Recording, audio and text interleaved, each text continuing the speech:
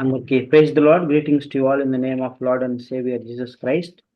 దేవుని మహాకృపను బట్టి మరొక నూతన దినాన్ని చూడడానికి ప్రభు కృప చూపిస్తూ వచ్చారు. అందుని బట్టి దేవుని నామానికి మహిమ కలుగును గాక. మనం దేవుని యొక్క వాక్యాన్ని క్రమ పద్ధతిలో అధ్యయనం చేస్తూ ఉన్నాం. ఆది కాండంతో మనం ప్రారంభించుకొని ఒక సిస్టమేటిక్ గా మనం అధ్యయనం చేస్తూ వస్తున్నాం. మనం మొదటి రాజులు గ్రంథం ప్రస్తుతానికి మనం నేర్చుకుంటున్నాం. మొదటి రాజులు గ్రంథంలో కొన్ని అద్భుతమైనటువంటి విషయాలు మనం నేర్చుకున్నాం. సో ఈ యొక్క పాత నిబంధన గ్రంథాన్ని సులువుగా అర్థం చేసుకోవడానికి 5 భాగాలుగా మనం విభజించుకున్నాం. మొత్తం 39 పుస్తకాలు ఉన్నాయి. మొట్టమొదటి భాగము ధర్మశాస్త్రం. మొదటి 5 గ్రంథాలను ఆదికాండం, నిర్గమకాండం, లేవికాండం, సంఖ్యాకాండం, ద్వితీయోపదేశకాండము, ఈ యొక్క 5 గ్రంథాలను ధర్మశాస్త్రముగా పిలిచారు. తర్వాత చరిత్రను గురించి 12 పుస్తకాలు ఉన్నాయి. 12 ఉన్నాయి, యెహోషువ మొదలుకొని ఎస్తేరు వరకు. తర్వాత జ్ఞానమును గురించి 5 గ్రంథాలు ఉన్నాయి, యోబు గ్రంథం మొదలుకొని పరమగీతం వరకు. ఆ తర్వాత మేజర్ ప్రాఫిట్స్, పెద్ద ప్రవక్తలు 5 ఉన్నారు, యెషయా మొదలుకొని దానియేలు వరకు. తర్వాత చిన్న ప్రవక్తలు 12 మంది ఉన్నారు, హోషియా గ్రంథం నుండి మలాకి గ్రంథం వరకు. ఈ విధంగా మనము సులువుగా ఈ గ్రంథాన్ని గుర్తుపెట్టుకోవచ్చు. ధర్మశాస్త్రము 5 గ్రంథాలు, చరిత్ర 12 గ్రంథాలు, జ్ఞానమును గురించిన 5 గ్రంథాలు, పెద్ద ప్రవక్తలు 5, చిన్న ప్రవక్తలు 12 మంది. ఈ గ్రంథం యొక్క మొదటి రాజుల గ్రంథం యొక్క ముఖ్య వచనం 11వ అధ్యాయం 11వ వచనం. యెహోవా సెలవిచ్చినదేమనగా, నేను నీతో చేసిన నిబంధనను కట్టడలను నీవు ఆచరింపకపోవుట నేను కనుగొనుచున్నాను గనుక ఈ రాజ్యము నీకుండకుండా నిత్యముగా తీసివేసి నీ దాసునికి ఇచ్చేదను. ఇది దేవుడు సొలొమోనుతో మాట్లాడినటువంటి మాట. అలాగనే సొలొమోను తర్వాత ఇజ్రాయేలు దేశము 2 రాజ్యాలుగా విడిపోతుందని మనం చూసుకున్నాం. ఉత్తర రాజ్యమైన ఇజ్రాయేలు, దక్షిణ రాజ్యమైనటువంటి యూదా దేశం.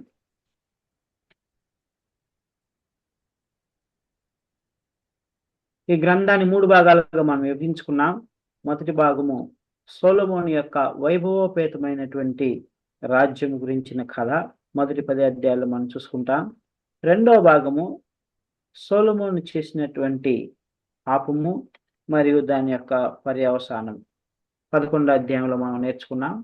మూడవ భాగము విభజించబడినటువంటి ఉత్తర దక్షిణ రాజ్యములు, వాటిని పరిపాలించినటువంటి రాజుల పరిపాలన, 12వ అధ్యాయం నుంచి 22వ అధ్యాయం వరకు ఈ భాగాలు మనం చూసుకుంటాం.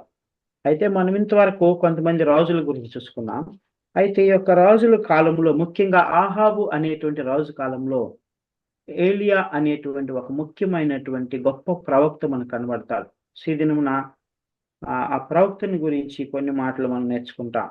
ఈ యొక్క విషయాలు 17వ అధ్యాయం మొదటి రాజుల గ్రంథము 17వ అధ్యాయం నుంచి 2వ రాజుల గ్రంథము 2వ అధ్యాయం వరకు ఈయన గురించి మనం చూసుకుంటాం. అయితే ఈ దినమున కొన్ని విషయాలు మనం చూసుకుంటాం. సో ఏలియా అనే మాటకు అర్థం ఏంటంటే, మై గాడ్ ఈస్ యావే, నా దేవుడు యెహోవాయే అని. నా దేవుడు యెహోవా, మై గాడ్ ఈస్ యావే. యావే అనేటువంటి మాట యెహోవా గురించి చెప్పబడినటువంటి మాట. ఇది హిబ్రూ భాషలో చెప్పబడినటువంటి మాట.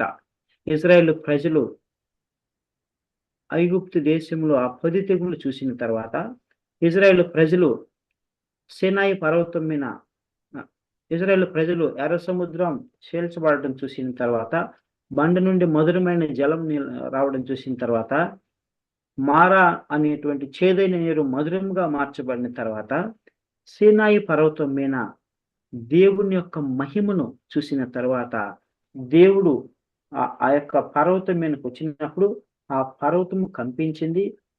ఆ పర్వతము దేవుని యొక్క షెకెనా మహిమతో నింపబడింది. ఆ పర్వతము అగ్నితో మండుచూ ఉండెను అని మనము నిర్గమకాండంలో నేర్చుకున్నాం. సో ఇవన్నీ చూసిన తర్వాత ఇజ్రాయేలు ప్రజలు భయపడిపోయారు. ఇజ్రాయేలు ప్రజలు, అయ్యో మేము ఈ యొక్క పర్వతము మేర యొద్దకు రాలేము అని భయపడిపోయి, మోషే నీవే మాతో మాట్లాడు, మేము ఆ దేవుణ్ణి చూడలేము, ఆ దేవుడితో మాట్లాడలేమని భయపడిపోయి ఇజ్రాయేల్ ప్రజలు ఏం చేశారంటే, దేవుడు అనగా వాళ్ళు ఒక గౌరవము, ఒక భయము అనేటువంటిది పుట్టింది. అందుకని వారు యావే అని పిలవడానికి కూడా భయపడిపోతారు. ఇప్పటికి కూడా యావే అని వారు పిలవడానికి భయపడతారు. సో దానికి మారుగా వారేం పెట్టుకున్నారంటే అడోనాయ్ అనేటువంటి పేరు పెట్టుకున్నారు. ఇక్కడ ఏలియా అనగా మై గాడ్ ఈస్ యావే, నా దేవుడు యెహోవాయే అనేటువంటిది అర్థము. యావేకు బదులుగా ఇప్పుడు అడోనాయ్ అనే వారు పిలుచుకుంటూ ఉన్నారు. సో ఏలియా అనేటువంటి ప్రవక్త తిష్బీయుడు అని మనకు మొదటి రోజుల గ్రంథము 17వ అధ్యాయము మొదటి వచనంలో మనకు రాయబడి ఉన్నది. ఈయన గిలాదు ప్రాంతంలో ఉంటూ ఉన్నాడు అని అక్కడ రాయబడి ఉన్నది. తిష్బీయుడు అయినటువంటి ఎలీషా గిలాదు ప్రాంతంలో నివాసం చేసేవాడు, కాపురస్తుడు అని రాయబడి ఉన్నది. ఈయన దాదాపుగా ఇజ్రాయేలు దేశానికి ప్రవక్తగా ఉన్నాడు. అంటే ఇప్పుడు 2 రాజ్యాలుగా విడిపోయింది కదా, ఉత్తర రాజ్యము, దక్షిణ రాజ్యం. ఉత్తర రాజ్యం అయినటువంటి ఇజ్రాయేలుకు ఈయన ప్రవక్తగా ఉన్నాడు. దాదాపుగా 9వ శతాబ్దంలో ఈయన ప్రవక్తగా ఉన్నాడు. ఆహాబు యెజెబెలు యొక్క కాలంలో ఈయన ముఖ్యమైనటువంటి ప్రవక్తగా ఉన్నాడు. ఇజ్రాయేలు దేశానికి ఆహాబు ఒక చెడ్డరాజుగా ఉన్నాడు, దుష్టరాజుగా ఉన్నాడు, విగ్రహారాధికుడుగా ఉన్నాడు. సో ఆ యొక్క రాజు కాలంలో ఈయన ప్రవక్తగా ఉన్నాడు. ఆ దినాల్లో పరిస్థితులు మనం చూసినట్లయితే భయంకరమైనటువంటి విగ్రహారాధన. యొక్క యెజెబెలు అనేటువంటి స్త్రీ అన్యజనురాలు, సీదోనీయులకు సంబంధించినటువంటి సీదోని దేశానికి చెందినటువంటి స్త్రీ. ఈ ఆహాబు ఆవిడని తెచ్చుకొని వివాహం చేసుకొని రాణిగా చేశాడు. ఇప్పుడు ఆవిడేం చేసిందంటే అక్కడ ఉన్నటువంటి విగ్రహారాధన అంతా కూడా ఇజ్రాయేల్ యొక్క రాజభవనంలోని తీసుకొచ్చింది. ఇజ్రాయేల్ రాజభవనంలోకి తీసుకురావడం మాత్రమే కాదు, ఇజ్రాయేల్ దేశమంతటా బయలు ప్రవక్తలను నియమించింది, యెహోవా ప్రవక్తలను చంపించింది, రక్తము చిందించింది.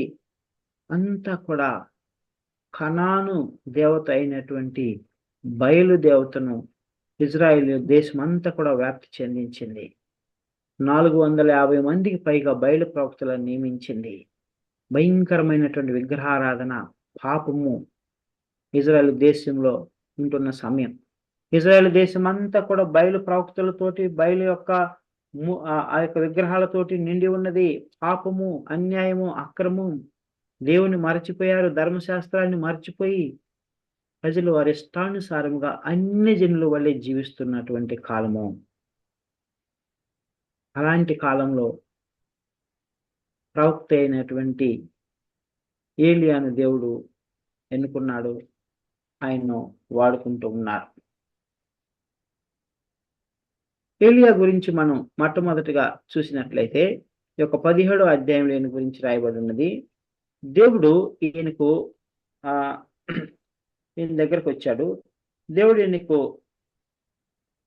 ఏం చెప్పాడంటే, నువ్వు ఆహాబ్ దగ్గరికి వెళ్ళు. ఆహాబ్ దగ్గరికి వెళ్ళి ఈయనకు ప్రత్యక్షమయ్యాడు. ఏలియాకు ప్రత్యక్షమై ఆహాబ్ దగ్గరికి వెళ్ళి, ఇజ్రాయేలు దేశంలో ఈ సంవత్సరంలో నేను చెప్పే వరకు వర్షము పడదు అని ప్రకటించు అని చెప్పాడు. నేను చెప్పే వరకు వర్షము పడదు. అవి దాదాపుగా 3 సంవత్సరములుగా 3 సంవత్సరాలని దేవుని యొక్క వాక్యం సెలవిస్తా ఉన్నది. ఇప్పుడు ఆహాబ్ దగ్గరికి వెళ్ళాడు. ఏమని చెప్పాడు చూడండి, 17వ అధ్యాయము మొదటి వచనం. 17వ అధ్యాయం. గిలాదు కాపురముతో సంబంధీయును తిష్బీయుడైన ఏలియా ఆహాబు వద్దకు వచ్చి, ఎవరి సన్నిధిన నేను నిలవబడి ఉన్నానో ఇశ్రాయేలు దేవుడైన ఆ యెహోవా జీవముతోడు నా మాట ప్రకారము గాక ఈ సంవత్సరములలో మంచైనను వర్షమైనను పడదని ప్రకటించను. ఓకే, ఈ సంవత్సరములలో అని అక్కడ రాయబడింది కదా. అయితే 18వ అధ్యాయం మొదటి వచనంలో మనం చూసినట్లయితే అనేక దినములైన తర్వాత 3వ సంవత్సరం అందు, అంటే దాదాపుగా 3 సంవత్సరములు వర్షము పడదు అని దేవుడు ఎలీషా ద్వారా ఆహాబు రాజుకు సెలవిచ్చున్నాడు. అప్పుడు దేవుడు ఏం చెప్పాడంటే, ఏలియా ప్రవక్తను, నీవు యోర్ధాను నదికి తూర్పున ఎదురుగా ఉన్నటువంటి కెరీతు వాగు దగ్గరికి వెళ్ళి దాగి ఉండు. ఆ కెరీతు వాగులో నీళ్లు నువ్వు త్రాగి జీవించు. నేను నీకు అక్కడ కాకోలము ద్వారా ఆహారం పంపించి నేను నిన్ను పోషిస్తాను అని చెప్తాను. అలాగనే దేవుని మాటకు లోబడి ప్రవక్త అయినటువంటి ఏలియా కెరీతు వాగు దగ్గరికి వెళ్తాడు. అక్కడ ఉంటాడు. అక్కడ ఉన్నప్పుడు దేవుడు ఆయన్ను పోషిస్తూ ఉన్నాడు. చూడండి 17వ అధ్యాయము 6-7 వచనం. 6వ వచనం. అక్కడ ఉదయమందు చదవండి. రొట్టెను మాంసమును అస్తమయమందు రొట్టెను మాంసమును అతని యుద్ధకు తీసుకుని వచ్చుచుండెను. అతడు వాగునీరు త్రాగుచు వచ్చెను. కొంతకాలమైన తర్వాత మనం చూసినట్లయితే దేవుడు ప్రవక్త అయినటువంటి ఏలియాను పోషిస్తూ ఉన్నాడు. ఎక్కడ పోషిస్తూ ఉన్నాడంటే ఆ యొక్క వాగు దగ్గర, కెరీతు వాగు దగ్గర పోషిస్తూ ఉన్నాడు. చూడండి, దేవుడు ఆయనకు రాజభోజనమును పంపిస్తా ఉన్నాడు. ఇక్కడ ఏమన్నది? రొట్టెలు మాంసాహారము కాకులు తీసుకొచ్చి ఆయనకు ఉదయము సాయంకాలము సమయానుకూలంగా తృప్తిగా సమృద్ధిగా ఆయనకు అవసరమైనటువంటి ఆహార పదార్థములను తీసుకొచ్చి అందిస్తూ ఉన్నాయి. ప్రియమైనటువంటి దేవుని బిడ్డలారా, బైబిల్ మానవ చరిత్రలో ఇది ఒక గొప్ప ఘట్టము, ఒక అద్భుతమని మనం చెప్పుకోవాలి. ఈ విధమైనటువంటి సందర్భం మనకి ఎక్కడా కనబడదు. ఏ గ్రంథాల్లో మనం చదవం. ఇవి కల్పిత కథలు కాదు, ఇవి వాస్తవ గాథలు. ఇది దేవుని యొక్క ఆత్మచేత ప్రేరేపింపబడి రాయబడినటువంటి దైవ గ్రంథము, పరిశుద్ధ గ్రంథము. కాకులు దైవజనుడైనటువంటి ప్రవక్త అయినటువంటి ఏలియాకు ఆహారం తెచ్చి పెడుతున్నాయి దేవుని ఆజ్ఞ మేరకు. ప్రియమైనటువంటి దేవుని బిడ్డలారా, ఈ లోకంలో సృష్టి అంతా కూడా దేవుని యొక్క మాటకు లోబడుతూ ఉన్నది. దేవుని యొక్క ఆజ్ఞ మేరకు నడుచుకుంటూ ఉన్నాయి. ఆకాశ పక్షులు మొదలుకొని, మరి ఈ జీవ జంతువులు మొదలుకొని అన్ని కూడా, మనుషుడు సమస్త జీవరాశులు ఆయన ఆజ్ఞ మేరకు నడుచుకుంటూ ఉన్నాయి. ప్రియమైనటువంటి దేవుని బిడ్డ, తను ఎన్నుకున్నటువంటి ప్రవక్తను, తను ప్రేమించినటువంటి ప్రవక్తను, తను పిలిచినటువంటి ప్రవక్తను దేవుడు పోషిస్తూ ఉన్నాడు. ఆకాశ పక్షులను చూడండి, అవి విత్తవు, వడకవు, కోయవు. అలాగనే దేవుడు నిన్ను నన్ను పోషిస్తూ ఉన్నాడు. మనం ఆకాశ పక్షుల కంటే, అనేకమైనటువంటి పిచ్చుకల కంటే మనం శ్రేష్టమైనటువంటి వారమని దేవుని వాక్యం సెలవిస్తా ఉన్నది. నిన్ను నన్ను ఎన్నుకున్నవాడు, నిన్ను నన్ను సృష్టించినటువంటి వాడు మనకు అవసరమైన ప్రతి అక్కర్ను నజరేయుడైన యేసుక్రీస్తు నామములో ఆయన తీర్చును. ప్రియమైనటువంటి దేవుని బిడ్డలారా, కాబట్టి మనము దేవుని మాటకు లోబడినప్పుడు, దేవుని చిత్తమును చేసినప్పుడు, దేవునికి మనం సమర్పించుకున్నప్పుడు దేవుడు తప్పకుండా ఆయన మన అక్కర్లన్నింటినీ తీరుస్తాడు. ఆ దేవుడే ఈయన కెరీతు వాగు దగ్గరికి వెళ్ళమని చెప్పాడు. దేవుడు వాగ్దానం చేసిన రీతిగా కాకోలము ద్వారా పోషిస్తూ ఉన్నాడు. నిన్ను నన్ను దేవుడి దినమును పోషిస్తూ ఉన్నాడు. ఈ సృష్టిలో ఉన్నటువంటి ప్రతి ఒక్కరిని పోషిస్తూ ఉన్నాడు. ఈ సృష్టిలో ఉన్నటువంటి ప్రతి జీవరాశికి సమయానుకూలంగా ఆహార పదార్థములను అనుగ్రహిస్తూ ఉన్నాడు. కాబట్టి రేపటి గురించి మనం చింతించకూడదు. మత్తయి సువార్తలో మనం ఈ మాటలు చూసుకుంటాం. మత్తయి సువార్త 6వ అధ్యాయంలో మనం చూసినట్లయితే రేపటి దినమును గురించి చింతించకుడి అని అంటాడు. రేపటి దినమును గురించి చింతించకుడి, ఎందుకంటే నీ అక్కర్లన్నీ ఆయనకు తెలిసే ఉన్నవి అని దేవుడు సెలవిస్తా ఉన్నాడు. చూడండి 6వ అధ్యాయం, మత్తయి సువార్త 6వ అధ్యాయము 25 నుంచి చదవండి. 25వ వచనం నుంచి. అందువలన నేను మీతో చెప్పగా, ఏమి తిందుమో ఏమి త్రాగుదమో అని మీ ప్రాణమును గురించి అయినను, ఏమి ధరించుకుందుమో అని మీ దేహమును గురించి అయినను చింతింపకుడి. ఆహారము కంటే ప్రాణమును, వస్త్రము కంటే దేహమును గొప్పవి కావా? ఆకాశ పక్షులను చూడుడి, అవి విత్తవు, కోయవు, పొట్టలో కూర్చుకొనవు, అయినను మీ పరలోకపు తండ్రి వాటిని పోషించుచున్నాడు. మీరు వాటికంటే బహుశ్రేష్ఠులు కారా? ఇంకా చదువు. మీలో ఎవడు చింతించుట వలన తన ఎత్తు మూరెడు ఎక్కువ చేసుకొనగలడు? వస్త్రముల గురించి మీరు చింతింపనేలా? అడవి పువ్వులు ఎలాగూ ఎదుగుచున్నావో ఆలోచించుడి. అవి కష్టపడవు, వడకవు. అయినను తమ సమస్త వైభవంతో కూడిన సొలొమోను సహితము వీటిలో ఒకదాని వలనైనను అలంకరింపబడలేదు. నేడు ఉండి రేపు పొలములో వేయబడు అడవి గడ్డిని దేవుడు ఇలాగూ అలంకరించిన ఎడల అల్ప విశ్వాసులారా, మీకు మరి నిశ్చయముగా వస్త్రములు ధరింప చేయను కదా. కాబట్టి ఏమి తిందుమో, ఏమి త్రాగుదుమో, ఏమి ధరించుకుందుమో అని చింతింపకుడి. ఇక్కడ అన్ని జనులు చాలా స్పష్టంగా దేవుడు సెలవిస్తా ఉన్నాడు. ఏమి తిందుమో, ఏమి త్రాగుదుమో, ఏమి ధరించుకుందుమో అని వాటి గురించి చింతింపకుడి. వాటిని మీ దేవుడైనటువంటి యెహోవా మీకు అనుగ్రహించి ఉన్నాడు అని సెలవిస్తా ఉన్నాడు. ఒకసారి మనము మన యొక్క జీవితాలను మనం పరీక్షించుకున్నట్లయితే, మనం ఏ స్థితి నుండి మనం ఈ స్థితికి వచ్చామో, ఇప్పుడు ఉన్నటువంటి స్థితికి వచ్చామో మనం పరీక్షించుకున్నట్లయితే మనకి ఆశ్చర్యం వేస్తుంది. మనకు ఊహకు అందంది, మనకి చాలా ఏమంటారు, అది మన యొక్క ఊహకు అందనిది చాలా ఆశ్చర్యం వేస్తుంది. ప్రభువా, నన్నే నువ్వు ఇంతగా ఆశీర్వదించావు. నేను ఒకప్పుడు దేని స్థితిలో ఉన్నదానను, అయితే నీవు నన్ను హెచ్చించావు. నాకు అవసరమైన భోజన పదార్థాలన్నిటినీ, సమృద్ధి అయిన జీవాన్ని నాకు ఇచ్చావు అని మనం దేవుని స్తుతిస్తాం. ప్రియమైనటువంటి దేవుని బిడ్డలారా, మనకేమి అవసరమో మనం అడగక ముందే మన దేవుడు మనకు అనుగ్రహించేవాడుగా ఉన్నాడు. మన అక్కర్లన్నిటినీ తీర్చేటువంటి వాడుగా ఉన్నాడు. అయితే మనం చేయవలసింది ఏంటంటే, ఏలియా వలె దేవుని మాటకు లోబడాలి, దేవుని స్వరం వినాలి, దేవుడు ఏం చేయమంటే అది చేయాలి. దేవుని చిత్తానుసారంగా మనం నడుచుకున్నప్పుడు దేవుడు మన అక్కర్లన్నిటినీ తీరుస్తాడు. యాకోబు పత్రిక 4వ అధ్యాయము 13వ వచనం.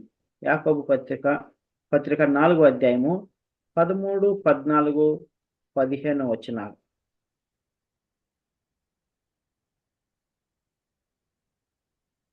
చదవండి.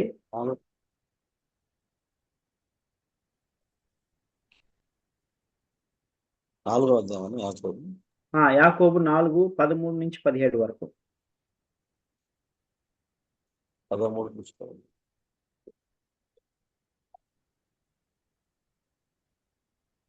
నేడైనను రేపైనను 13 నుంచి 15 అన్నా. ఎస్.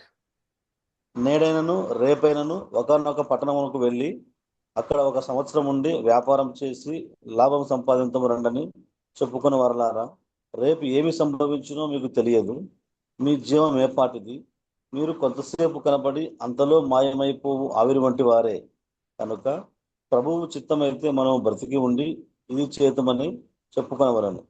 ఇప్పుడైతే మీరు మీ డంబమున యందు అతిశయపడుచున్నారు. ఇటు అతిశయమంతయు చెడ్డది. కాబట్టి మేలైనది చేయ నెరిగి అలాగూ చేయని వారికి పాపం కలుగును. ఇక్కడ దేవుడు స్పష్టంగా సెలవిస్తా ఉన్నాడు, రేపు ఏమి సంభవించునో నీకు తెలియదు, నీ జీవం ఏపాటిది. కాబట్టి ప్రభు చిత్తమైతే మనం బ్రతికి ఇది చేతుము అది చేతుమని చెప్పుకోనాలి. ప్రియమైనటువంటి దేవుని బిడ్డలారా, ఏ దినము కీడు ఆ దినమునకు చాలును అని వాక్యం సెలవిస్తా ఉన్నది. రేపేమి సంభవించునో నీకు తెలియదు. కాబట్టి మనము దేవుని రాజ్యమును, ఆయన నీతిని వెదకబద్దులమై ఉన్నాం. మత్తయి సువార్త 6వ అధ్యాయం 33వ వచనంలో దేవుడు ఏమంటాడు, కాబట్టి మీరు ఆయన రాజ్యమును నీతిని మొదట వెదకుడి, అప్పుడు అవన్నీ మీకు అనుగ్రహించబడను. ఇక్కడ ఏలియా దేవుని యొక్క రాజ్యమును నీతిని వెతుకుతూ ఉన్నాడు. దేవుని కొరకు సాక్షిగా ఉంటున్నాడు, దేవుని స్వరం వింటున్నాడు. దేవుడు అక్కడికి వెళ్ళమంటే అక్కడికి వెళ్తున్నాడు. కనుక దేవుడు ఆయనకు అవసరం అన్నీ కూడా అనుగ్రహిస్తూ ఉన్నాడు. ఆ విధంగానే దేవుడు మనకు కూడా సమృద్ధిగా అనుగ్రహిస్తాడు. అసలు దేవుడు ఎందుకు ఈ లోకంలోనికి మనకు వచ్చాడు, ఎందుకు ఈ లోకంలో మనం తీసుకొచ్చాడంటే మనకు జీవం ఇవ్వడానికి. అలాంటి జీవం ఇవ్వడానికి, సమృద్ధి అనే జీవం ఇవ్వడానికి. చూడండి, యోహాను సువార్త 10వ అధ్యాయంలో మనం ఈ మాట చూసుకుంటాం. యోహాను సువార్త 10వ అధ్యాయము 10వ వచనం. యోహాను సువార్త 10వ అధ్యాయం 15వ వచనం. దొంగతనమును హత్యను నాశనమును చేయటకు వచ్చును గాని మరి దేనికి రాడు. గొర్రెలకు జీవం కలుగుటకును అది సమృద్ధిగా కలుగుటకును నేను వచ్చి తినని మీకు నిశ్చయంగా చెప్పుచున్నాను. గొర్రెలకు జీవము కలుగుటకును అది సమృద్ధిగా కలుగుటకును నేను వచ్చి తినని మీతో నిశ్చయంగా చెప్తున్నాను. సమృద్ధి అయిన జీవాన్ని నీకు నాకు ఇవ్వడానికి దేవుడి లోకానికి వచ్చాడు. సమృద్ధి అయిన జీవాన్ని దేవుడు నీకు నాకు అనుగ్రహించట్లేదా? దేవుడు నిన్ను నన్ను భౌతికముగాను ఆత్మీయంగాను ఆశీర్వదించలేదా? దేవుడు ఎన్నో రెట్లుగా మనల్ని ఆశీర్వదించాడు. కాబట్టి ఏలియా వల్ల మనం రోషం కలిగి ఆయన రాజ్యం ఆయన నీతిని మనం వెతికి ఆయన స్వరం విని ఆయన యొక్క చిత్తానుసారంగా నడుచుకునేటువంటి వారు ఉండాలని ప్రభు జ్ఞాపకం చేస్తా ఉన్నాడు. ఆ తర్వాత ఏం జరుగుతుందంటే ఆ యొక్క క్షామం అధికమైనందువలన, కరువు అధికమైనందువలన, వర్షం పడకపోయినందువలన ఆ యొక్క వాగు కూడా ఎండిపోతుంది. ఏ వాగు దగ్గర అయితే ఆయన ఉన్నాడో ఆ వాగు ఎండిపోయినప్పుడు దేవుడు అంటాడు, నువ్వు అక్కడి నుంచి సారేపతు అనేటువంటి ఒక ఊరికి వెళ్ళు, అక్కడ ఒక విధవరాలు ఉన్నది, ఆ విధవరాలు నిన్ను పోషిస్తుంది అని చెప్తాడు. ప్రియమైనటువంటి దేవుని బిడ్డలారా, ఆల్రెడీ క్షామం ఉంది, వర్షాలు పడట్లేదు, పంటలు పండట్లేదు, విధవరాలు ఈయన ఎట్లా పోషిస్తుంది? అది సాధ్యమా? విధవరాలకు భర్త లేడు, భర్త ఉంటే తను సంపాదించి పోషించేవాడు, విధవరాలు ఎలాగ పోషిస్తుంది అని ఏలియా అడిగాడా? ఏలియా అడగలేదు. ఎలాంటి సందేహం ఏలియాలో లేదు. ఏలియా దేవుడు చెప్పాడు, వెంటనే అక్కడి నుంచి సారెపతు అనే ఊరికి వెళ్ళాడు. సారెపతు గవిని దగ్గరికి వెళ్ళగానే ఆ సారెపతు అనేటువంటి ఊరు గవిని దగ్గర ఒక విధవరాలైనటువంటి ఒక స్త్రీ కనపడింది. ఆ స్త్రీ దగ్గరకు వచ్చాడు. ఆ స్త్రీ దగ్గరకు వచ్చి అన్నాడు, అమ్మా నాకు ఒక బుడ్డి మంచినీళ్ళు ఇవ్వు. ఆ తర్వాత ఆవిడ మంచినీళ్ళు తీసుకురావడానికి వెళ్తా ఉన్నది. అప్పుడు మరలా పిలిచి నాకు ఒక అప్పము చేసి తీసుకురా అని చెప్పారు. అప్పుడు ఆ స్త్రీ అన్నది, అయ్యా క్షామకాలము, మా యొక్క ఇంట్లో కొంచెం పిండి మాత్రమే ఉన్నది, దానితో ఒక అప్పము అవుతుంది. ఆ అప్పము లేకుండా 2 అప్పములు అవుతాయి. నేను నా కుమారుడు తిని చనిపోదామని అనుకుంటున్నాము. అప్పము చేయడానికి నేను కట్టెలు వేరుకోవడానికి, పుల్లలు వేరుకోవడానికి ఇటు వచ్చాను. మాకు కొంచెమే పిండి ఉన్నది, అది చాలదేమో అన్నట్లుగా చెప్పింది. అప్పుడు ఆ దైవజనుడు అన్నాడు, అమ్మా పర్వాలేదు, మీకున్న దానిలోనే కొంచెము పిండి తీసి చిన్న అప్పం చేసుకొని నా దగ్గర తీసుకుందా, మంచినీళ్ళు కాసిన తీసుకుందా అని చెప్పాడు. అప్పుడు ఆ విధవరాలు విశ్వాసంతో వెళ్ళిపోయి చిన్న అప్పం చేసి తీసుకొని వచ్చి బుడ్లో నీళ్లు తీసుకొని వచ్చి దైవజనుడైనటువంటి ఏలియాకి ఇచ్చింది. దైవజనుడైనటువంటి ఏలియాకి ఇచ్చినప్పుడు ఆయన దాన్ని తిన్నాడు. ఆయన దాన్ని తిని ఆ నీళ్లు త్రాగి ఆవిడను ఆశీర్వదించాడు. ఆవిడని ఏమని ఆశీర్వదించాడు చూడండి. అంతకంటే ముందు ఏం చెప్తాడంటే, మనం భయపడవద్దు. చూడండి 17వ అధ్యాయము 1 రాజుల గ్రంథం 17వ అధ్యాయము 13-14 వచనాలు. అప్పుడు ఏలియా ఆమెతో ఇట్లా, నేను భయపడవద్దు, పోయి నువ్వు చెప్పినట్లు చేయము. అయితే అందులో నాకు ఒక చిన్న అప్పం మొదట చేసి నా యొద్దకు తీసుకొని రమ్ము. తరువాత నీకును నీ బిడ్డకును అప్పములు చేసుకొనుము. భూమి మీద యెహోవా వర్షం కురిపించే వరకు ఆ తొట్టెలో ఉన్న పిండి తక్కువ కాదు, బుడ్డిలో నూనె అయిపోదని ఇశ్రాయేలీయుల దేవుడైన యెహోవా సెలవిచ్చి ఉన్నాడు అని. ఇక్కడ చాలా స్పష్టంగా ప్రవక్త అయినటువంటి ఏలియా చెప్తున్నాడు, అమ్మా భయపడవద్దు, క్షామం చూడవద్దు, దేవుని వైపు చూడు, దైవజనుని వైపు చూడు, దేవుడు నిన్ను ఆశీర్వదిస్తాడు. చిన్న అప్పం చేసుకుని తీసుకురా, మంచినీళ్ళు తీసుకురా అని చెప్తాడు. అప్పుడు ఇంకా ఏమంటాడు, భూమి మీద యెహోవా వర్షము కురిపించు వరకు ఆ తొట్టిలో ఉన్న పిండి తక్కువ కాదు, బుడ్డిలో నూనె అయిపోదు అని ఇశ్రాయేలు దేవుడైన యెహోవా సెలవిస్తున్నాడనెను. నీవు నాకు చిన్న అప్పం చేసుకొని తీసుకొస్తే దేవుడు నిన్ను ఆశీర్వదిస్తాడు. నీ యొక్క తొట్టిలో పిండి తక్కువ కాదు, బుడ్డిలో నూనె అయిపోదు అని చెప్పాడు.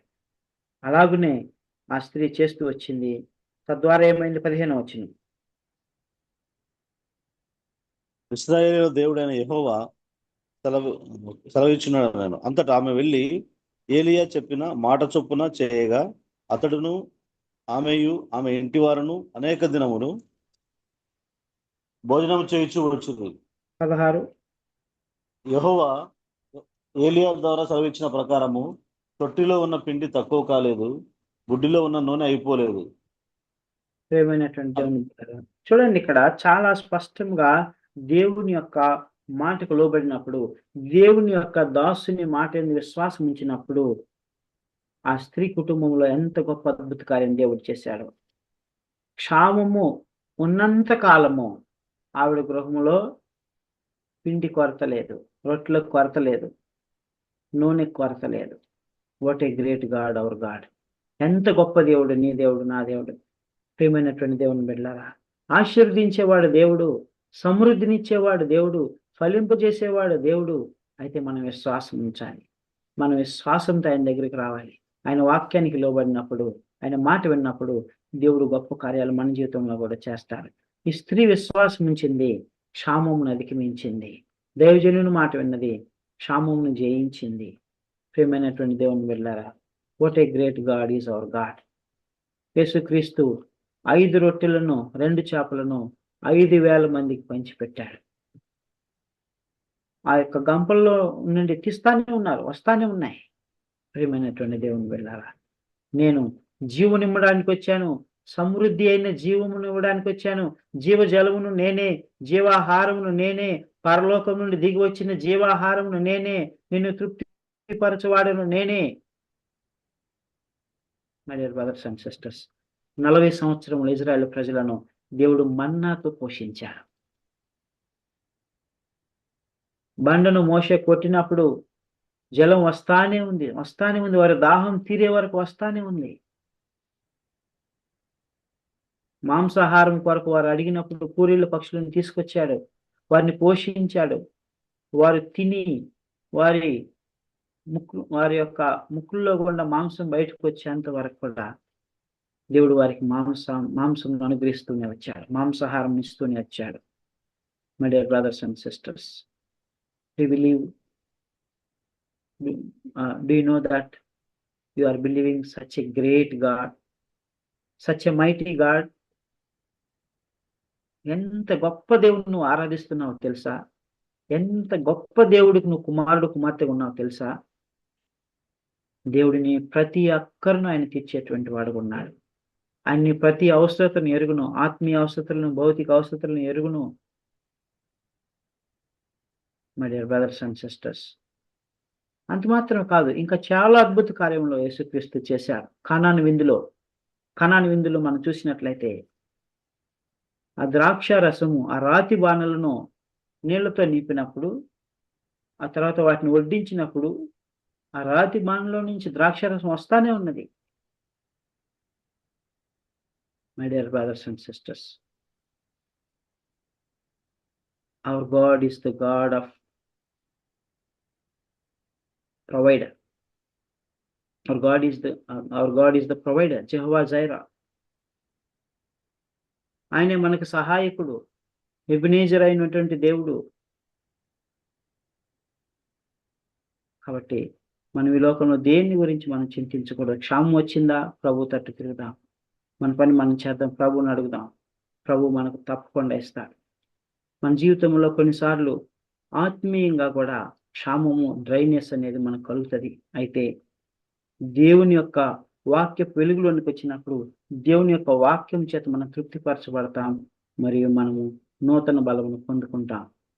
మనకు ఆ జీవజలము, జీవాహారం అనేటువంటి సమృద్ధిగా దొరుకుతూనే ఉంటుంది. మన బావిలో నీళ్లు కనుక చేదే కొంది ఊరుతూ ఉంటాయి కదా, అలాగనే వాక్యం లోతులోనికి వెళ్ళే కొంది వాక్యంను మనం అర్థం చేసుకునే, వాక్యం భుజించే కొలది ఆ వాక్యం మన హృదయంలో కార్యం చేస్తూ ఉంటుంది.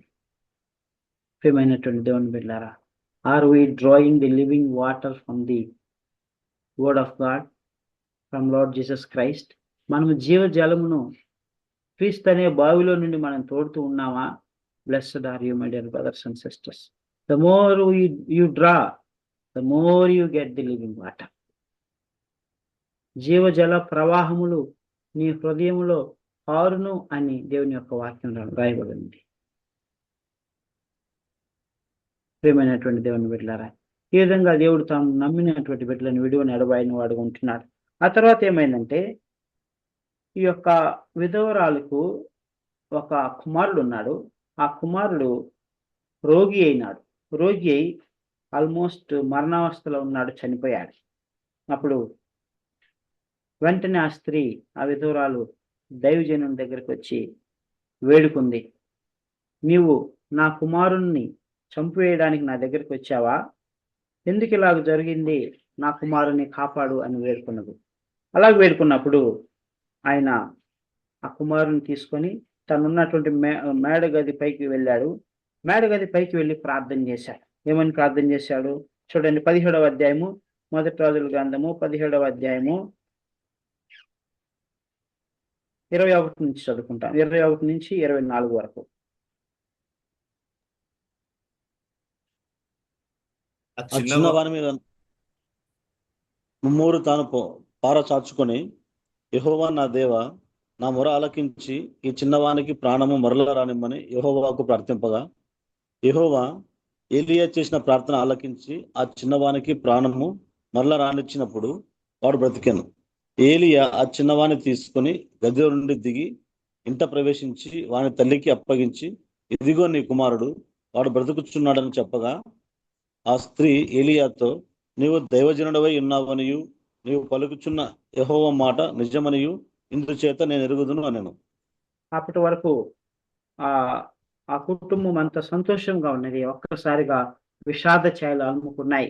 కుమారుడు రోగి అయినాడు, వ్యాధి కలిగిన వాడు అయిపోయాడు, చనిపోయాడు. అప్పుడు ప్రవక్త దగ్గరకు వచ్చినప్పుడు ప్రవక్త ప్రార్థన చేశాడు, నా దేవా, నా మొర ఆలకించి చిన్నవానికి ప్రాణమును మరల రానిమ్మని యెహోవాకు ప్రార్థింపగా, ఎప్పుడైతే ఆ విధంగా ప్రార్థించాడో ఆ పిల్లవాని మీద ముమ్మారు ఆయన పడుకున్నాడో, తాను పారు చూసుకొని ప్రార్థన చేశాడు. ఆ బావు మీద ఎలా పడుకున్నాడు, వేడి పుట్టింది. దేవుడు వెంటనే ఆ కుమారుడిని తిరిగి జీవింప చేశాడు. My dear brothers and sisters, చూడండి ఇక్కడ ఎంత గొప్ప అద్భుత కార్యము దేవుడు చేస్తూ ఉన్నాడు. ఆ విధవరాలు యొక్క కుటుంబంలో విషాద ఛాయలను అలుముకున్నాయి. ఆ విషాద ఛాయలను దేవుడు తీసివేసి సంతోషమును ఆనందం నా కుటుంబంలో అనుగ్రహిస్తూ వచ్చాడు. My dear brothers and sisters, hour God is the God of life. మన దేవుడు జీవనకు మూలము, జీవనకు ఆధారము, జీవం ఇచ్చేటువంటి వాడు ఆయనని మనము చదువుకున్నాం కదా. మనము పాత నిబంధన మన ధర్మశాస్త్రం గురించి చదువుకునేటప్పుడు జీవానికి మూలము ఆయనని మనం చదువుకున్నాం కదా. సో కాబట్టి ఆ గొప్ప దేవుడు మన దేవుడు, మన ప్రతి ఒక్కరిని తీర్చేటువంటి దేవుడు. ఆ యొక్క స్త్రీ కుటుంబంలో, విధవరాల కుటుంబంలో సమస్య వచ్చింది. ఆ సమస్యను దేవుడు వెంటనే ప్రవక్త అయినటువంటి ఏలియా ద్వారా తీర్చినటువంటి వాడుగా ఉన్నాడు. ఆ కుటుంబంలో సంతోషం, ఆనందం తిరిగి అనుగ్రహించినటువంటి వాడుగా ఉంటున్నాడు. ఇక్కడ ఇంకా చూడండి, ఆ స్త్రీ యొక్క విశ్వాసం ఎంతగా బలపడిందంటే, దీని వలన నీవు దైవజనుడు అయి ఉన్నావనియు నీవు పలుకుచున్న యెహోవా మాట నిజమనియు ఇందుచేత నేను ఎరుగుదున నేను.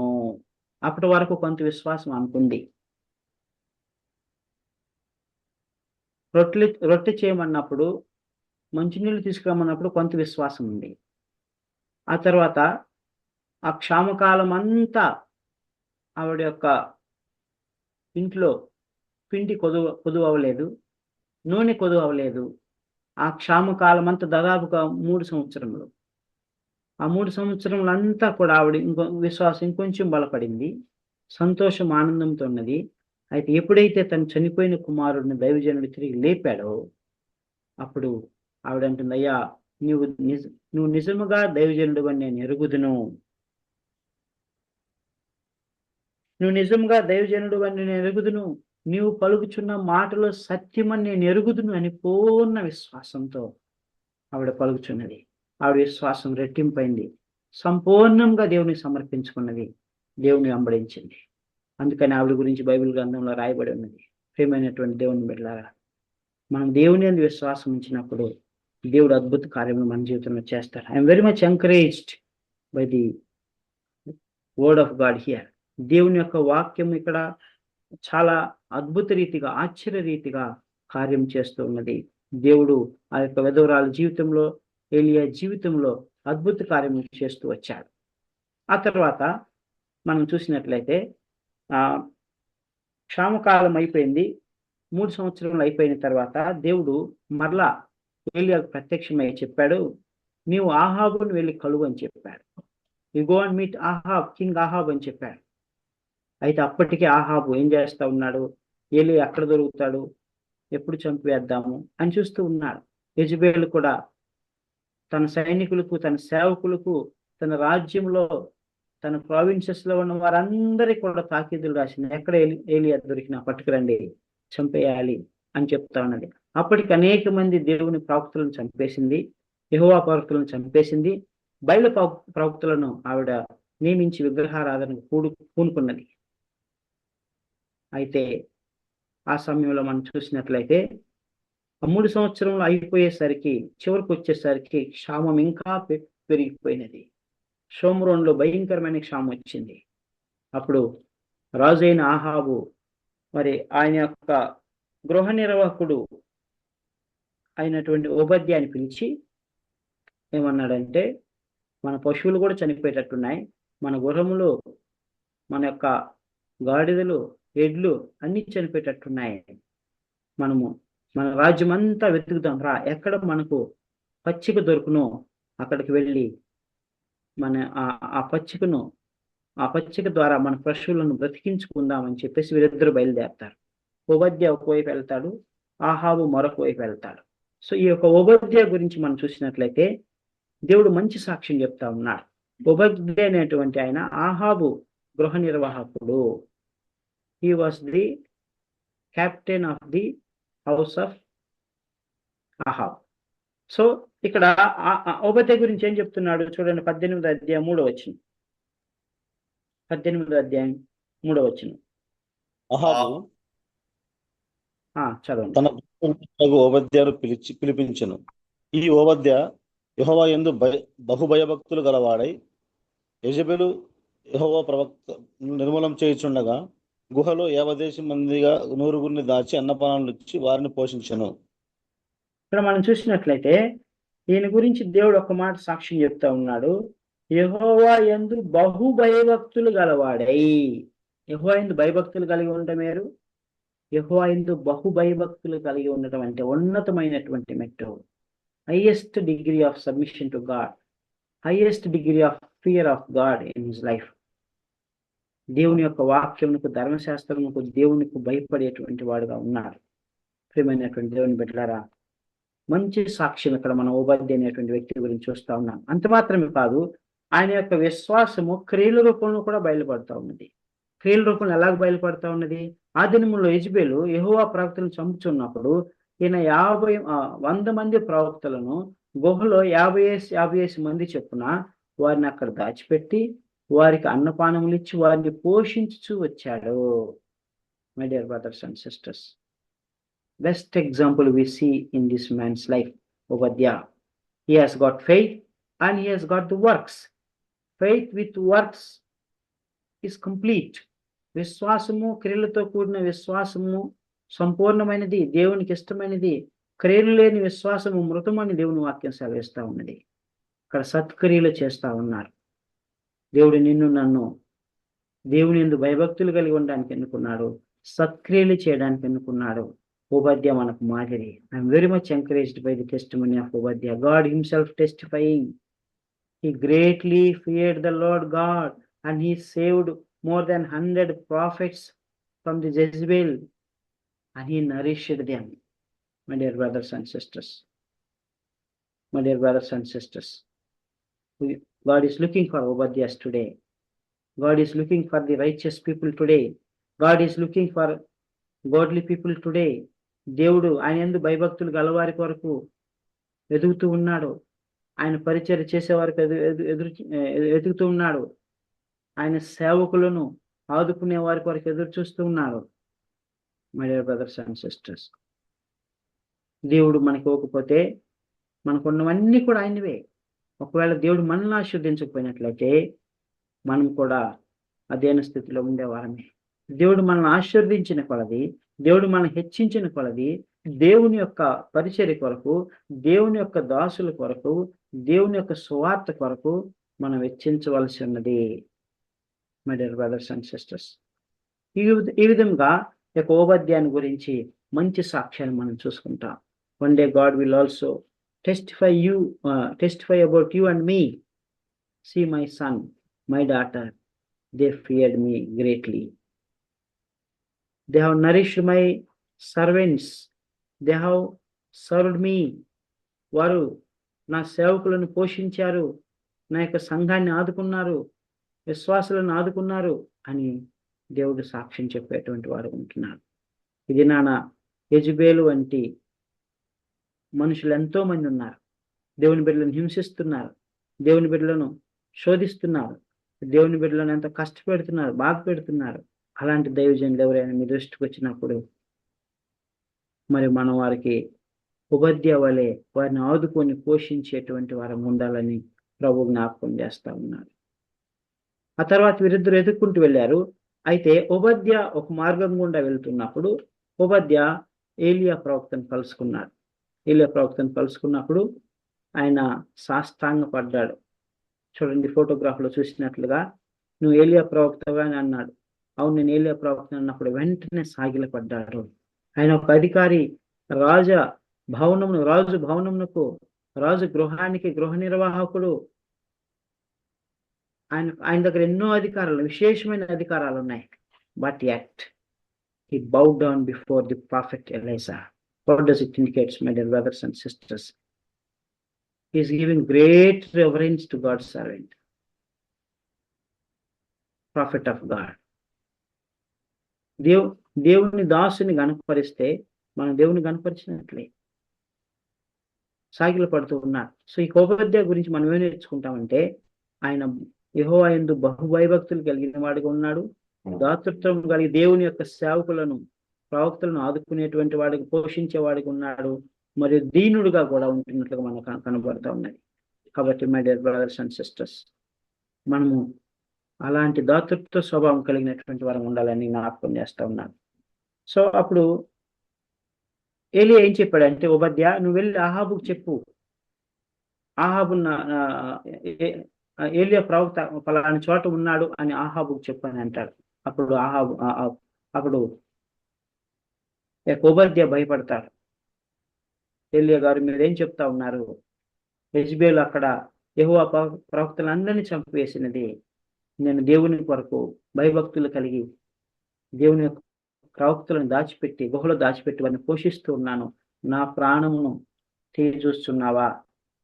నేను ఒకవేళ ఆయనకి వెళ్ళి చెప్పిన తర్వాత దేవుడిని నీ ప్రాంతం నుంచి ఇంకో చోటకి తీసుకువెళ్ళినట్లయితే ఆహాబు రాజు దగ్గర నేను దోషినవుతాను, ఆయన నన్ను చంపేస్తాడు, అలాగే చేయవద్దు అని వేడుకుంటారు. అప్పుడు ఏలియా ప్రవక్త అంటాడు, యెహోవా జీవము తోడు, ఎవని సన్నిధిని నేను నిలబడి ఉన్నాను, ఇజ్రాయేలు దేవుడైన యెహోవా జీవము తోడు, నిజంగా ఇదను నేను ఆహాబును కలుసుకుంటానని చెప్తాడు. చూడండి 18వ అధ్యాయం 15వ వచనం. 18వ అధ్యాయము 15వ వచనం. ఏలియా ఎవని సన్నిధిని నేను నిలబడి ఉన్నానో, ఇశ్రాయేలు దేవుడైన ఆ యెహోవా జీవము తోడు, నిజముగా ఈ దినమున నేను ఆహాబును దర్శించుదునని చెప్పుచున్నాను నేను. సో నిజంగా నేను ఈ దినం ఆహాబును కలుసుకుంటానని అన్నాడు. అప్పుడు ఉపాధ్యాయకు అర్థమైంది. ఆయన మార్గాన్ని వెళ్ళిపోయి ఆహాబును కలుసుకొని చెప్తాడు, ఫలాని చోట ఏలియా ప్రవక్తున్నాడు, నేను కలిశానని చెప్పినప్పుడు అప్పుడు ఆహాబు ఏలియా దగ్గరకు వస్తాడు. ఏలియా దగ్గరకు వచ్చి ఏలియాని చూసి అంటాడు, ఇజ్రాయేలుని శ్రమ పెట్టువాడు నీవే కదా అని అంటాడు. చూడండి 17వ వచనం. ఆహాబు ఏలియాను చూచి, ఇశ్రాయేలు వారిని శ్రమ పెట్టువాడు నీవే కావాయని అతనితో అనగా, అతడు నేను కాను, యెహోవా ఆజ్ఞలను గైకొనక బయలు దేవతను అనుసరించి నీవును నీ తండ్రి ఇంటి వారును ఇశ్రాయేలు వారిని శ్రమ పెట్టువారై ఉన్నారు. సో ఇక్కడ అహాబ్ అంటున్నాడు, ఇశ్రాయేలుని శ్రమ పెట్టువాడు నీవే, నీ వాళ్ళని క్షామం వచ్చింది, నీవే చెప్పావు వర్షం పడదని, మంచు పడదని, ఈ సంవత్సరంలో వర్షమైనను మంచు పడదని ప్రకటించావు, నువ్వు ఇజ్రాయేలుకు వ్యతిరేకంగా పనిచేస్తున్నావు, ఇజ్రాయేలు శ్రమ పెడుతున్నావు అని అన్నాడు. అయితే వాస్తవానికి అది ఆ క్షామము ఎవరు తీసుకొచ్చారు? దేవుడే తీసుకొచ్చాడు. దేవుడు ప్రవక్త అయినటువంటి ఏలియా ద్వారా దేవుడు దాన్ని అట్లా జరుగునని చెప్పాడు. అంతేకాని ఏలియా ఏం క్షామం తీసుకురాలేదు. అయితే ఈయన ఆహాబు ఏలియా మీద వేస్తపోతా ఉన్నాడు. సో ఆ తర్వాత మనం చూసినట్లయితే మరి ఏలియా అంటున్నాడు, లేదు లేదు, నీ వల్లనే ఈ క్షామం వచ్చింది, నీవే శ్రమ పెట్టుచున్నావు, నీవు బయలుదేవతలను పూజిస్తున్నావు, నిజమైన దేవుణ్ణి మర్చిపోయావు, ఇజ్రాయేల్ దేవుణ్ణి మర్చిపోయి ఇజ్రాయేల్ దేశం అంతా కూడా బయలు ప్రవక్తలు నియమించున్నావు, నీవే కారణమని ప్రవక్త హెచ్చరిస్తాడు. అలాగే హెచ్చరించినప్పుడు మరలేమంటాడంటే ఏలియా ప్రవక్త ఏమంటాడంటే, సరే అది ఎవరి వలన వచ్చింది ఈరోజు తెలుసుకుందాం, నిజమైన దేవుడు ఎవరో తెలుసుకుందాం అని అంటాడు. తెలుసుకొని అంటాడు, ఒక మాట అంటాడు చూడండి, 18వ అధ్యాయము 19వ వచనం, 19-20 వచనాలు. అయితే అప్పుడు నువ్వు ఇశ్రాయేలు వారిని అందరినీ యెజెబెలు పోషించుచున్న బయలుదేవత ప్రవక్తలు 450 మందిని, ఆషారాదేవి ప్రవక్తలైన 400 మందిని నా యొద్దకు కర్మేలు పర్వతమునకు పిలువనంపమని చెప్పాను. ఆహాబు ఇశ్రాయేలు వారందరి యొద్దకు దూతలను పంపి ప్రవక్తలను కర్మేలు పర్వతమునకు సమకూర్చెను. ఏలియా 21 కంటిన్యూ. చాలు. ఇక్కడ మనం చూసినట్లయితే దీన్ని సంక్షిప్తంగా మనం నేర్చుకుందాం. సో ఈ యొక్క కర్మేలు పర్వతం మీదకు 450 మంది బయలు ప్రవక్తలను, 400 మంది ఆషేరా ప్రవక్తలను తీసుకొని రా, నేను వస్తాను, అక్కడ మనం తేల్చుకుందాం, నిజమైన దేవుడు ఎవరో మనం చూద్దాం అని వారిని పిలువమన్నారు. అలాగే ఆహాబు వారిని అందరినీ పిలిచారు. పిలిచిన తర్వాత అక్కడ కట్లతో 2 ఎద్దులను తీసుకుందాం, ఆ 2 ఎద్దులు మీకు ఏది ఇష్టమో అది తీసుకోండి. మొట్టమొదటికి మీరు ఎక్కువ మంది ఉన్నారు కనుక మీరు ఆ కట్టెలను పేర్చి ఆ ఎద్దును వధించి ఆ మాంసం ముక్కలుగా చేసి దాని మీద పెట్టండి. అయితే అగ్నితో రాజేయవద్దు. మీ దేవుడికి మీరు మొరపెట్టండి, మీ బయలుదేవతకి, మీ అషారా దేవతకి మీరు మొరపెట్టండి. ఆ దేవుడు అగ్నిని పంపించి ఆ కట్టెల మీద ఉన్నటువంటి మాంసమును దహించి వేసిన బయలుదేవతే నిజమైన దేవుడు అని మేము అంగీకరిస్తాం. ఒకవేళ అలాగే జరగకపోయినట్లయితే నేను నా దేవుడైన యెహోవాకు ప్రార్థన చేస్తాను, నేను వేరొక ఎద్దుని తీసుకుంటాను, దాన్ని ముక్కలుగా చేసేసి వేరొక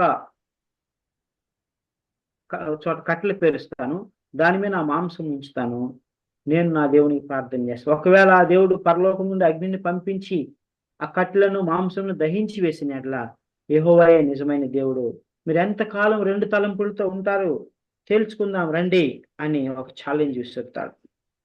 ఒక ఛాలెంజ్ విసిరి ఆ విధంగా వారిని ఇచ్చేస్తాడు. చూడండి 18వ అధ్యాయం 21 వచనం. 18వ అధ్యాయము 21. ఏలియా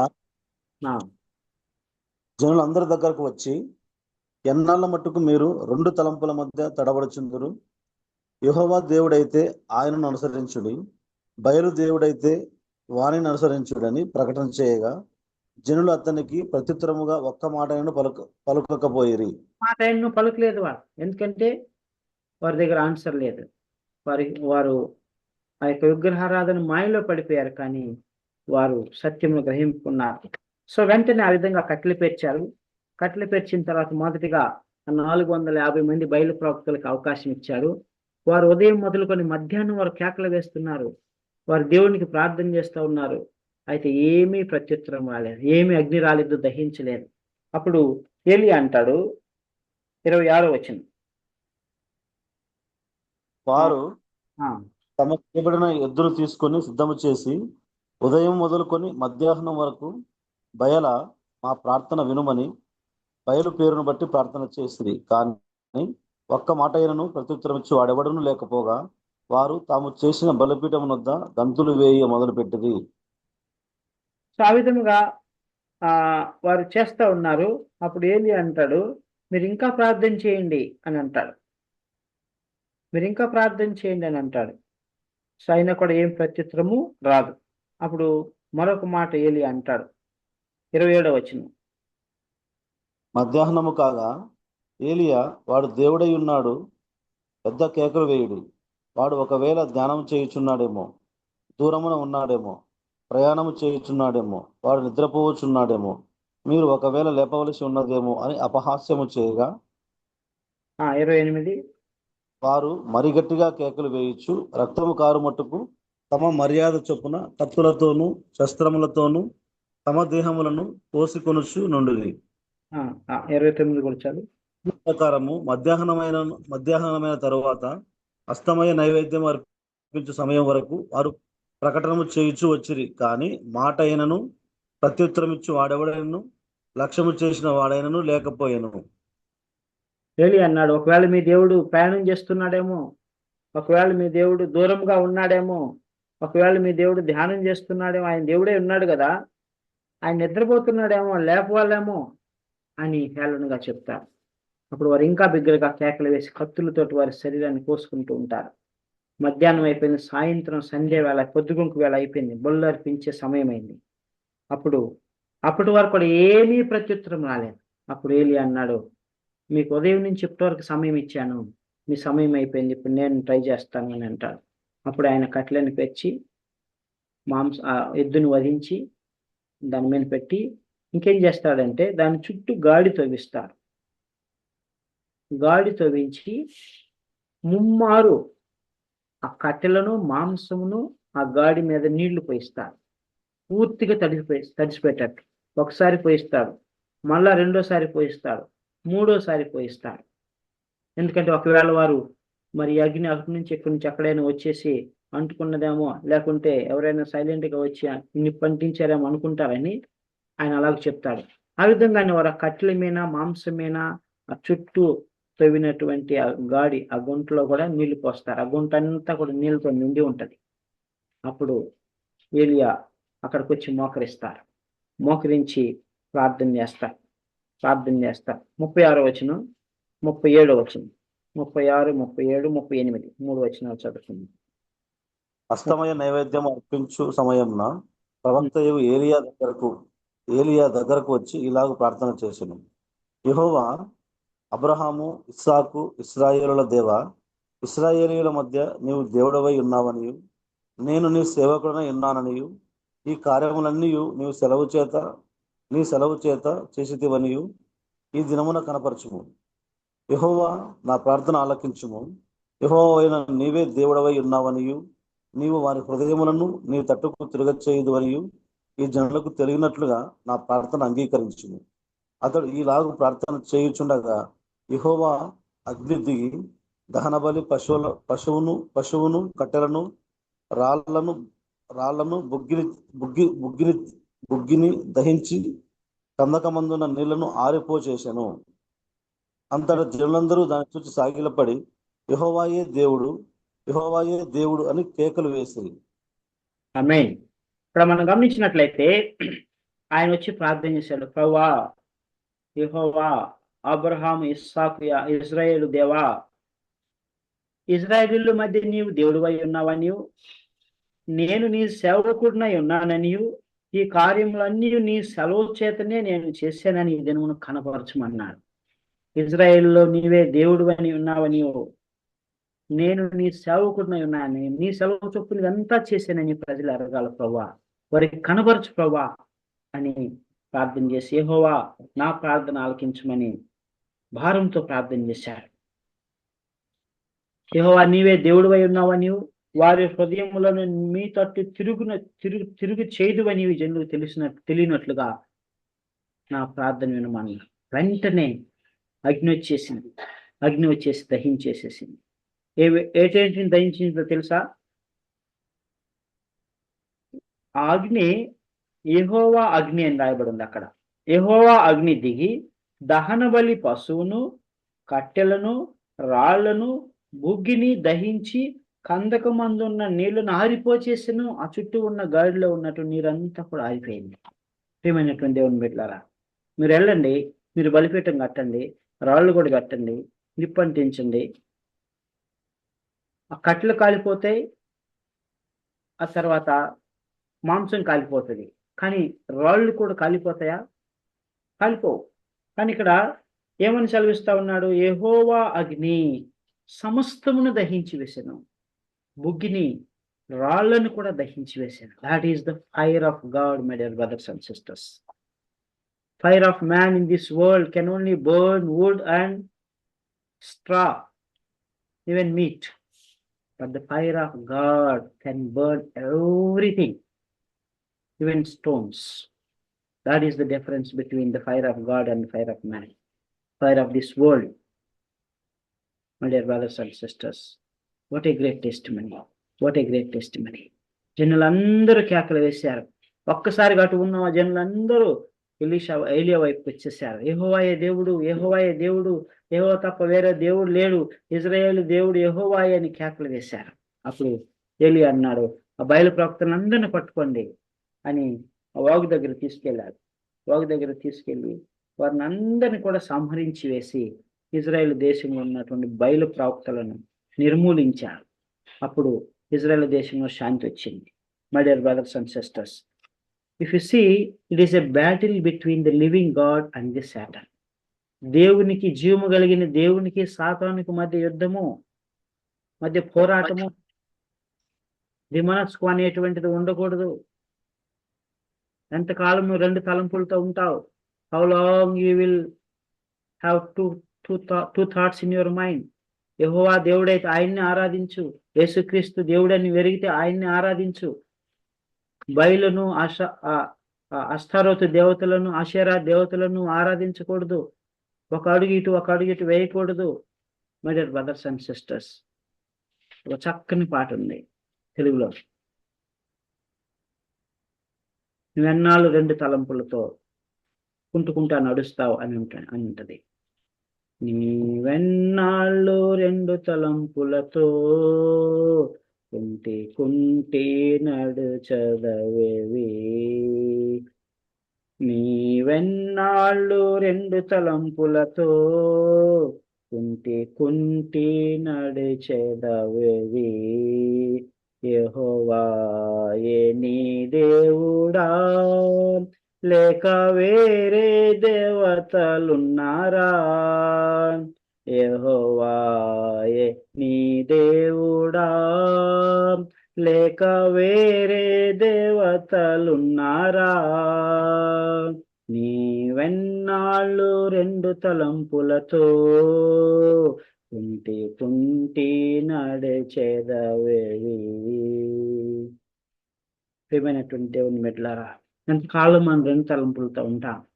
యెహోవాయే దేవుడు, ఆయనే నీ రక్షకుడు, ఆయనే నీ కొరకు ప్రాణమును కలువరి శిలువలో బలిగా అర్పించినటువంటి వాడు, ఆయనే నీ పాపములను, నీ అపరాధములను, నీ దోషములను అన్నిటిని క్షమించిన వాడు, తుడిచిన వాడు, నీ కొరకు జీవమిచ్చిన వాడు. దీని మెల్లా చేతులు చాచి నిన్ను పిలుస్తా ఉన్నాడు. Come on my dear son, my dear daughter, I will come inside and I will dine with you. ద్వారం యొద్ద నిల్చుండి ఆయన గద్గద స్వరంతో పిలుస్తా ఉన్నాడు. I am thy God అంటున్నాడు. నేను నీ దేవుడినై ఉన్నాను, తలుపు తెరువు, హృదయం అనే తలుపు తెరువు. నేను నీతో, నీ లోపలికి వస్తాను, నీతో కూడా వాసం చేస్తాను, నీతో కూడా భోజనం చేస్తాను అంటున్నాను. My dear brothers and sisters, రెండు తలంపులు అనేటువంటిది చాలా బాధాకరం, చాలా భయంకరం. దాని పర్యవసానం చాలా భయంకరంగా ఉంటుంది. కాబట్టి మనం తెలుసుకోవాలి, మనం రెండు తలంపులతో ఉండడానికి వీలు లేదు. యెహోవాయే దేవుడు, యేసుక్రీస్తే దేవుడు, ఆయనే రక్షకుడు, ఆయనే పరలోకమునకు మార్గము, ఆయనే మార్గం, సత్యము, జీవమై ఉన్నాడు. పరలోక ద్వారం ఆయనే, ద్వారమును నేనే. ఎవడైనా నా యొద్దకు వచ్చేవాడు he will find the pastures అని రాయబడి ఉన్నది. చూడండి, యోహాను సువార్త 10వ అధ్యాయము, John chapter 10.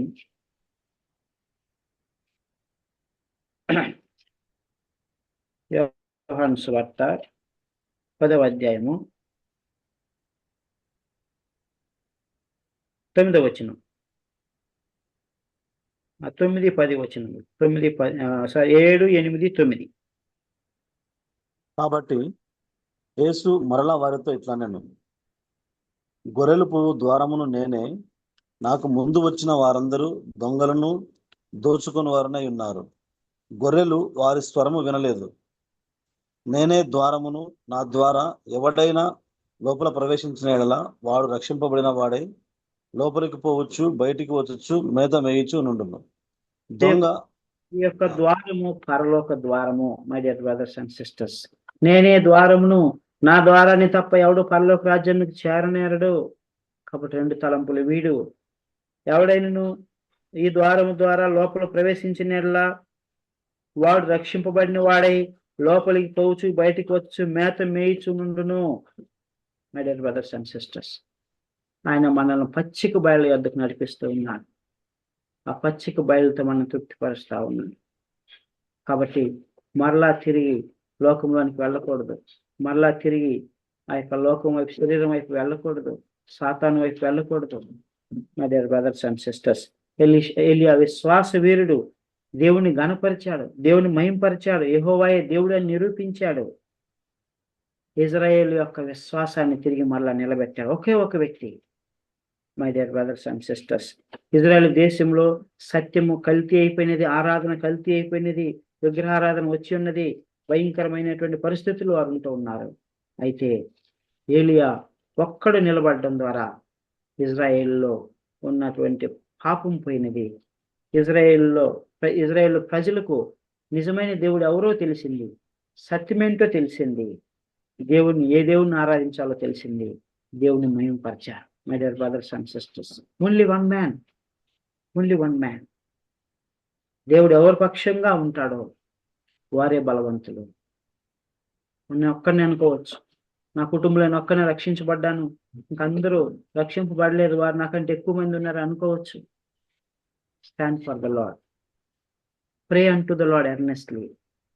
The Lord is with you. The Lord is on your side. దేవుడు ఎవరితో ఉంటే వారిదే సంఖ్యాబలం, వారే బలవంతులు. ఒక్కడే నిలబడ్డాడు, దేవుని మహింపరిచారు. 450 మంది బయలు ప్రవక్తల్ని సంహరించాడు, పాపాన్ని తీసివేశాడు. ప్రేమైనటువంటి దేవుని బిడ్డలారా, ఆ తర్వాత మనం చూసినట్లయితే ఏలియా వర్షం కొరకు ప్రార్థన చేస్తా ఉన్నాడు. కర్మేలు పర్వతం మీద ఎలాగో ప్రార్థన చేస్తున్నాడు. 2 కాళ్ళు అట్లా విడిగా పెట్టి, తల 2 కాళ్ళు మధ్య పెట్టుకొని ఒక స్త్రీ ప్రసవ వేదన పడినట్లుగా ప్రార్థన చేస్తా ఉన్నాడు. ప్రార్థన చేస్తూ మొరపెడతా ఉన్నాడు, ప్రభువా వర్షాన్ని పంపించు, నువ్వు పంపిస్తానన్నావు, ఆహాబుని కలవమన్న కలిసా, ఈ పర్వతం మీద మీ నామను మహింపరిచా, మీరు చెప్పినట్లు చేశా, వర్షాన్ని పంపించని చెప్పాడు. తన సేవకుడిని చెప్పాడు, నువ్వు పర్వత శిఖరం మీదకి వెళ్ళి సముద్రం వైపు చూడు అన్నాడు. ఒకసారి వెళ్ళాడు, ఏం లేదయ్యా అన్నాడు. 2వ సారి వెళ్ళమన్నాడు, ఏం లేదయ్యా అన్నాడు. 3వ సారి వెళ్ళమన్నాడు, ఏం లేదన్నాడు. అలా 7 మార్లు వెళ్ళమని చెప్పి 7వ మారు వెళ్ళినప్పుడు ఒక చెయ్యి అంతా మేఘము సముద్రం వైపు నుంచి వస్తా ఉంది అని చెప్పాడు. అప్పుడు ఏలియా ప్రార్థన చేస్తూనే ఉన్నాడు. ప్రార్థన చేస్తూ ఉన్నప్పుడు గొప్ప మేఘం, కారు మేఘములు కమ్ముకున్నాయి. అప్పుడు ఆహాబుతో చెప్పాడు, నువ్వు వెళ్ళు, వర్షం వస్తుంది, వర్షం వచ్చేలోపు నువ్వు తిరిగి ఆ యొక్క ఇజ్రాయేల్కి వెళ్ళమని చెప్పాడు. షోమ్రోను వైపుకి వెళ్ళమని చెప్పాడు. ఆయన బయలుదేరి వెళ్ళిపోతా ఉన్నాడు. సో వెళ్ళిపోయాడు. వెంటనే దేవుని యొక్క ఆత్మ ఏలియాని బలపరచగా ఆయన పరిగెట్టుకుంటూ ఆహాబు రాజు రథం కంటే ముందుగానే ఇజ్రాయేల్కి వెళ్ళిపోయాడు. అప్పుడు కుంభ వర్షం కురిసింది, భయంకరమైనటువంటి వర్షము కురిసింది. వర్షం కురిసి ఇజ్రాయెల్లో ఉన్నటువంటి క్షామం పోయింది. My dear brothers and sisters, what I would like to tell here is that when the Lord is on your side, then no one can stand against you. దేవుడు నీ పక్షం ఉండగా నీకు విరోధి ఎవడు? సో పాపము తొలగింపబడినప్పుడు శాంతి సమాధానం ఆ దేశంలో వస్తాయి. పాపము తొలగింపబడినప్పుడు, పాపము ఇజ్రాయెల్ దేశం నుంచి వెళ్ళిపోయినప్పుడు వర్షం వచ్చింది, క్షామం పోయింది. మన జీవితాల్లో కూడా అంతే. మన ఆత్మీయ జీవితంలో కూడా మనకు తెలియకుండా ఏమైనా రహస్య పాపములు మనలో ఉన్నట్లయితే అంతవరకు మనం దేవుని యొక్క పరిశుద్ధాత్మ కార్యం మనం చూడలేము. రహస్య విగ్రహములు మనలో ఉన్నట్లయితే, 2 తలంపులతో మనం ఉన్నట్లయితే మనం దేవుని మహింపరచలేం, దేవుని కార్యాలను చూడలేం, నిరాశ నిస్పృహలో ఉంటాం, క్షామములో ఆత్మీయ గొడ్డుతనంలో మనం ఉంటాం. అయితే ఎప్పుడైతే మనం గ్రహించుకుని దేవుని వాక్యం అంతా మాట్లాడినప్పుడు దాన్ని సరి చేసుకుంటామో, నీ జీవితంలో, నా జీవితంలో దేవుడు వర్షంను కుమరించినట్లుగా పరిశుద్ధాత్మను నీలో నాలో కుమ్మరిస్తాడు, మన అక్కర్లన్నింటినీ తీరుస్తాడు. మన యొక్క ఆత్మీయ గొడ్డుతనం అనేటువంటిది పోతుంది. ఆత్మీయంగా ఉన్నటువంటి ఆ యొక్క ఒంటరితనం అనేటువంటిది పోతుంది. ఆత్మీయంగా మనము ఆ క్షామము అనేటువంటి మన జీవితం నుంచి పోతుంది. దేవుడు జీవజలములతో నిన్ను నన్ను నింపుతాడు. My dear brothers and sisters, my dear brothers and sisters, God is speaking to us this morning. దేవుడు మనతో మాట్లాడుతూ ఉన్నాడు. మన యొక్క ఆత్మీయ జీవితంలో అందుకని మనం ఎప్పటికప్పుడు పరీక్షించుకుంటూ ఉండాలి. మనలో తెలియనటువంటి విగ్రహములు ఏమైనా ఉన్నాయా? మనలో తెలియనటువంటి లోకానుసారమైనటువంటి ఏమైనా ఉన్నవా? మనం గ్రహించుకొని వాక్యం మనతో మాట్లాడినప్పుడు దాన్ని మనం తొలగించుకున్నప్పుడు మనం గొప్ప ఆనందాన్ని పొందుతాం, గొప్ప ఆశీర్వాదాన్ని పొందుతాం. ఆ తర్వాత యెజబెల్ ఏం చేసిందంటే ఆయన్ని ఈ విషయము ఆహాబు వెళ్ళి యెజబెల్కి చెప్పాడు. యెజబెల్ వెంటనే రేపటి దినమున ఈ సమయం కాలాన్ని ప్రాణము తీయకపోయినట్లయితే, ఆ బయలు ప్రవక్తలలో ఒకని వల్ల నిన్ను చేయకపోయినట్లయితే దేవుడు నాకు గొప్ప అపాయం కలుగు చేయను కాకని సవాల్ విసురుతుంది, ఒక సమాచారం అని పంపిస్తుంది. అప్పుడు ఏలియా భయపడిపోతాడు. భయపడిపోయి అక్కడి నుంచి అరణ్యంలోనికి పారిపోతాడు. అరణ్యంలోకి పారిపోతాడు. సో ఇక్కడేమో గొప్ప విజయాన్ని అందించాడు, దేవుడి నామాన్ని మహింపరిచాడు. అయితే యెజబెల్ ఎప్పుడైతే తన సేవకులను పంపించి రేపటి దినం నీ సమయం కల్లా నేను చంపేస్తానని అన్నదో, ఆయనలో ఒక తెలియనటువంటి భయం వచ్చేసింది. ఆయన అంత అగ్ని వంటి వాడు, fire, he was like a fire, అలాంటి వాడు కూడా భయపడిపోయి పారిపోతాడు. ఈ తర్వాత భాగాన్ని మనం వచ్చే క్లాసులో చూసుకుంటాం. మరి ఈ దినమున దేవుడు అనేకమైనటువంటి విషయాలు మనతో మాట్లాడుతూ వచ్చారు. రెండు తలంపులు మనలో ఉండకూడదు. యెహోవాయే దేవుడు అని మనం నమ్మి ఉన్నాం. యేసుక్రీస్తు మన రక్షకుడని మనం నమ్మి ఉన్నాం. మరి మనము ఏలియా వలె రోషం కలిగి మన దేవుని కొరకు మనం నిలబడాలి. ఈ లోకము ఆ దినముల్లో ఉన్నట్టు ఆహాబు దినముల్లో ఉన్నటువంటి దినాలు ఈ దినాల్లో మనకు ఉన్నాయి. విశ్వాసులు కొద్ది మంది, చాలా తక్కువ మంది. అవిశ్వాసులు చూడండి, విగ్రహారాధన చేసే వాళ్ళు చూడండి, దేవుని ఎరుగున వారు చూడండి, పాపము చూడండి. ఆహాబు దినాల్లో ఉన్నట్లే ఇజ్రాయేల్ దేశం ఉన్నట్లే ఈ దినము కూడా మన దేశము మనం ఉన్నాం, మన ప్రాంతంలో మనం ఉన్నాం, మన సంఘాల్లో ఉన్నాం. అయితే ఏలియా వలె దేవుడు నిన్ను నన్ను ఉంచారు. కాబట్టి మనము దేవునికి సాక్షులుగా ఉండాలి. ఏలియా వలె విశ్వాసంతో మనం నడుచుకోవాలి, దేవుని వెంబడించాలి, దేవుని కొరకు సాక్షులుగా ఉండాలి. కాబట్టి ఆ విధంగా ఉండాలని దేవుడు మనకు జ్ఞాపకం చేస్తా ఉన్నాడు. సారెపతు విధవరాలు వల్లే విశ్వాసంతో మనం ముందుకు సాగిపోవాలని ప్రభు మనకు జ్ఞాపకం చేస్తా ఉన్నాడు. My dear brothers and sisters, దేవుడు అనేకమైన విషయాల ద్వారా మనతో మాట్లాడుతున్నాడు. కాబట్టి మనం ఏలియా వలె, విధవరాలు వలె మనం దేవుని కొరకు నమ్మకమైన బలమైన సాక్షులుగా ఉండాలని ప్రభు జ్ఞాపకం చేస్తా ఉన్నాడు. మరికొన్ని విషయాలను మనము నెక్స్ట్ క్లాస్లో ఏలియా గురించి నేర్చుకుంటాం. దేవుడి ఈ మాటలు దీవించును గాక. ప్రార్థన చేసుకుందాం. Request brother Ramachandra to pray and close. ప్రార్థన చేసుకుందాం.